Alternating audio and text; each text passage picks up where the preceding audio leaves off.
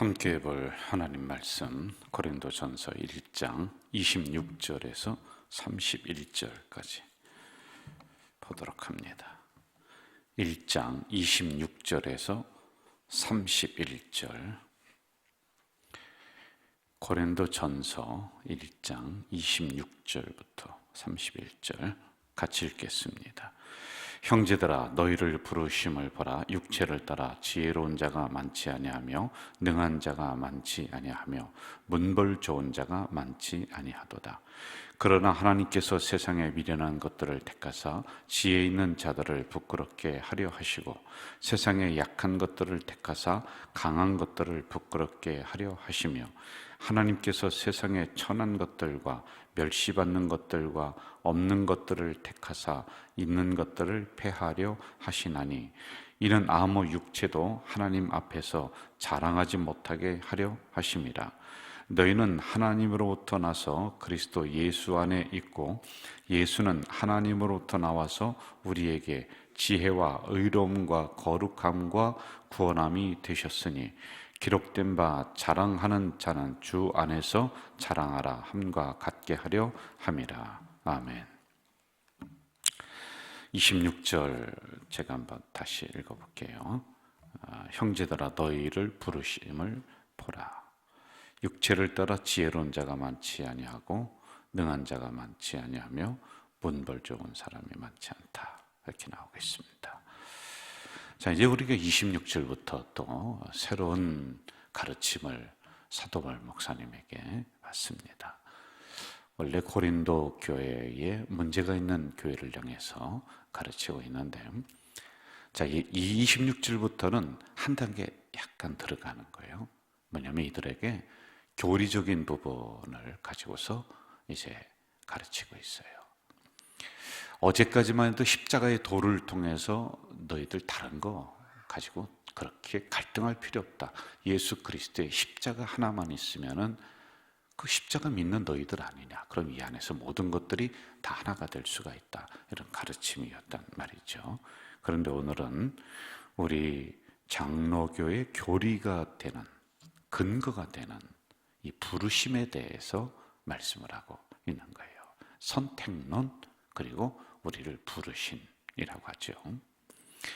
우리를 불렀을 때 대개 언제 불렀습니까? 어느 때 불렀습니까? 여러분들이 어느 때 예수를 믿었느냐는 거예요. 여러분, 환경을 통해서, 친구를 통해서, 환난을 통해서 이렇게 나를 부르신 때가 있습니다. 그래서 우리는 적어도 내가 스스로 선택을 해서 예수를 믿었다라고 하는 것보다는 하나님이 나를 선택하시고 불러주셨다라고 하는, 이게 먼저 서 있어야지만이 됩니다. 그럼 우리가 잘 나갈 때 불렀느냐? 아니에요. 여러분이 실패했을 때, 인생이 낙담됐을 때, 그리고 병들었을 때, 이상하게 그럴 때 하나님이 나를 불러주셨다라고 하는 것입니다. 그래서 이 부르심의 사건을 낭만적으로 보는 게 아니라 사건적으로 봐야 돼요. 이 사건적으로 본다는 것은 기가 막힌 웅덩이가 나의 인생 속에 있었어요. 어려운 사건들이 있었어요. 그런데 그때 하나님이 나를 선택하시고 불러주시는 놀라운 사건이었다. 그러므로 기가 막힌 웅덩이는 쓸데없는 것이 아니라 나를 부르시는 하나의 도구이었다라고 하는 이런 사건적 해석이 중요합니다. 자, 26절에 계속 보면은 지혜 있는 사람도 많지 않고 능한 사람도 많지 않고 문벌 좋은 사람도 많지 않다. 이게 이제 당시의 상황을 또 그대로 이렇게 표현을 해주고 있는 거예요. 우리나라도 옛날에 그랬습니다. 교회 나가는 사람들 보면은 조금 그랬어요. 뭐 어디가 좀 부족하니까 저 교회 가지, 이렇게 이제 생각했던 적이 있어요.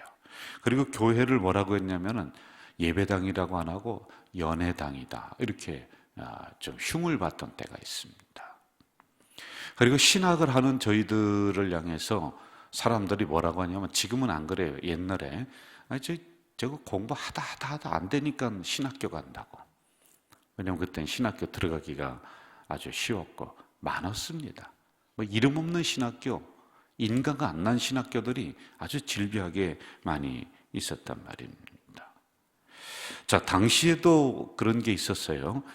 저 못 사는 사람들이 예수 믿으면서 가 있는 저 종교, 배우지 못한 무식한 사람들이 모여 있는 저곳, 가난한 사람들이 모여 있는 곳, 그게 교회. 이렇게 인식이 되었단 말입니다. 한번 여러분 생각 좀 해보세요. 돈이 많은 부자들이 예수님 믿을 가능성이 많아요? 아니면 가난하고 어려운 사람이 믿을 가능성이 많아요?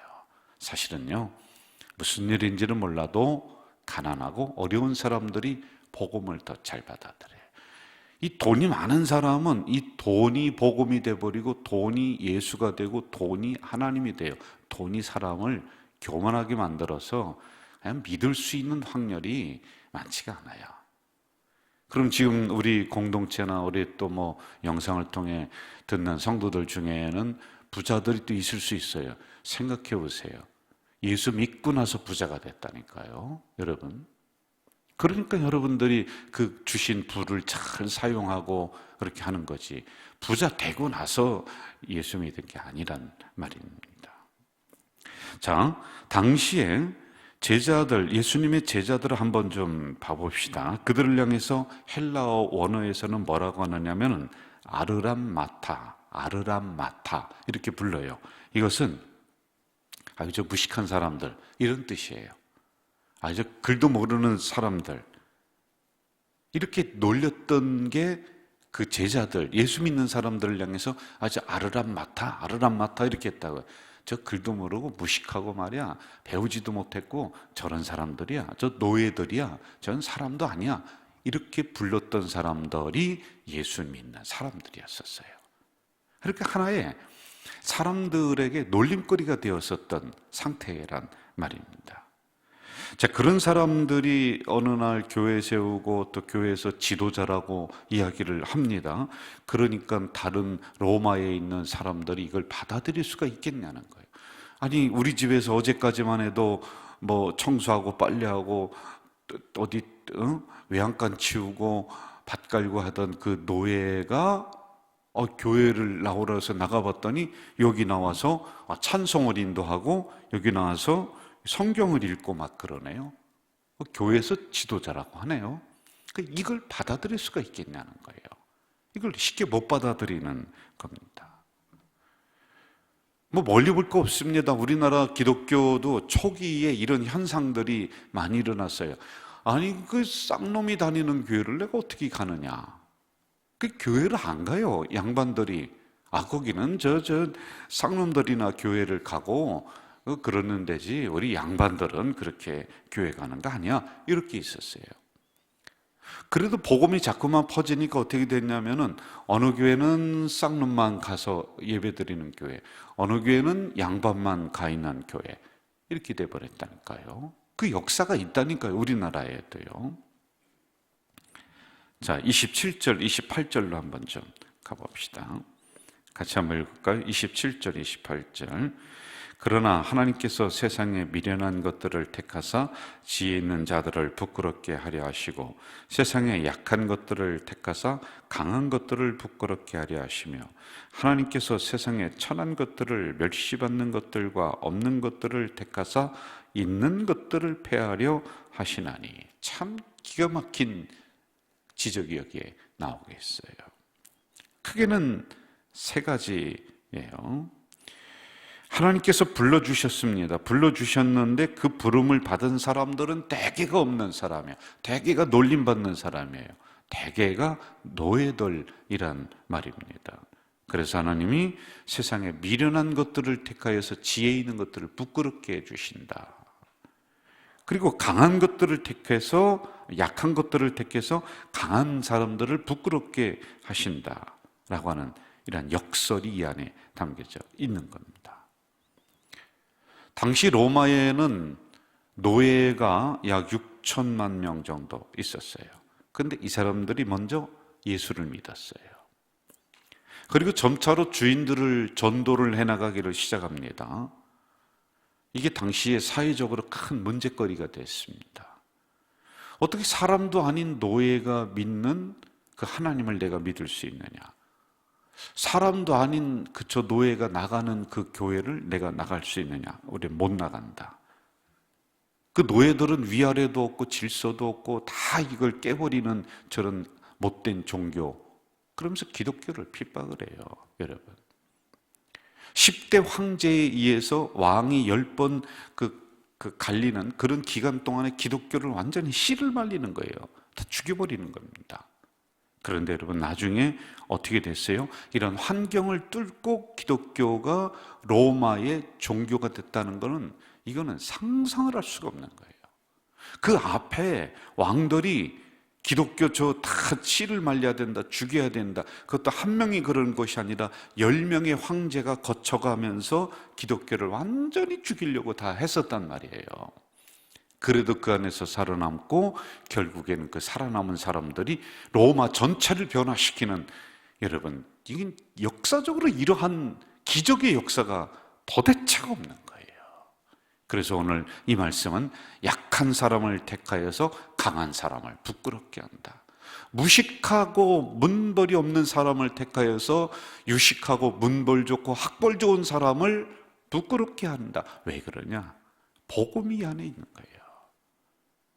예수 그리스도의 생명의 복음이 있으니까 생명의 복음은 아무리 죽이려고 해도, 아무리 이 복음을 물어내려고 해도 없애지지가 않는 겁니다. 그리고 그 생명의 복음이 떨어진 그곳에는 아무리 그것을 이제 이 복음을 믿는 사람을 다 없애려고 해도 이 씨앗이 계속 자라는 거예요. 그리고 기어이 열매를 맺어서 로마 전체를 변화시키는 이런 일이 있었단 말이에요. 여러분, 우리나라 초기 기독교 들어왔을 때 이제 그 일제의 통제를 막 받고 막 3.1운동이 일어나고 아주 나라가 어수선한 그때였습니다. 그런데 그때 기독교가 가장 앞장서고 기독교가 우리나라를 대표하는 그런 종교처럼 보여졌어요. 그런데 여러분, 그때 몇 명인지 아세요? 기독교 인구가 기껏해야 몇십만 명이에요. 우리나라 민족의 0. 몇 프로도 안 되는 거예요. 그런데 그 사람들은요, 이 한국을 대표했고, 그래서 만세운동을 주도했고, 일제에 항거했고, 그때 여러분 수많은 운동이 일어났어요. 우리 한글을 깨우쳐야 된다라고 해서 야간 학교가 그때 생기고, 그게 다 기독교가 주도했던 거예요. 그때 여러분 학교가 생기고 병원이 막 생기고, 물산 장려운동에서 야 우리 일본에게 진 빚 그거 우리 갚자 그래서 금연운동, 금주운동 해서 거기서 남는 돈을 가지고 우리 외국에 일본에게 진 빚이 있단다, 그거 우리가 갚아야 된다. 여러분, 그때 기독교인들이 앞장섰어요. 소수예요, 소수. 그런데 그때 기독교인들은 민족의 지도자였다니까요. 예? 우리 몸에 여러분 이 혈관이 있잖아요. 그러면 여기 혈관 속에 피가 흘러요. 피가 이렇게 흐르는데 저는 몰랐는데 이 피 안에 염도라고 해서 그 짠맛 있잖아요. 소금기. 그게 0.7%인가 0.9%가 있어야지 이게 피가 돌아간대요. 그래서 우리가 링거 맞을 때요, 그게 염도가 있답니다. 그 안에. 그래야지 이게 건강하게 썩지 않고 돌아간다는 거예요. 바로 기독교인들은 그런 사람들이에요, 여러분. 그런데 지금은 우리 기독교 인구가 막 그냥 30%, 40% 그런데도 힘을 못 써. 참 이게 웃기는 거예요. 여러분, 다시 우리가 정말 그 초대교회의 그 작은 인원들이 모여서 핍박에도 굴하지 않고 기어이 로마를 변화시켰던 것처럼 그 정신으로, 복음의 정신으로 무장을 딱 해야지만이 돼요. 세상에 학벌 좋은 사람 부러워할 이유가 없습니다. 세상에 부자들을 부러워할 이유가 없습니다. 세상에 권력 잡은 사람들을 부러워할 이유가 없습니다. 하나님이 그들을 부끄럽게 하시는 거예요. 약한 우리를 택하시고 가난한 우리를 택하시고 학벌이 없는 우리를 택하셔서 학벌 좋은 사람 부끄럽게 하시고 부자들을 부끄럽게 하시고 강한 사람들을 부끄럽게 하시는, 왜? 나 자체로는 그만한 힘과 능력이 없지만은 내 안에 살아계신 예수 그리스도의 복음이 그렇게 되는 줄로 믿습니다. 이게 있다는 거예요. 그런 여러분, 우리가 여기 와서는 주여 하고 고개 숙여야 돼. 이게 교만하면 안 돼. 주여 하지만은 밖에 나가서는요 당당히 피고 걸어야 돼요.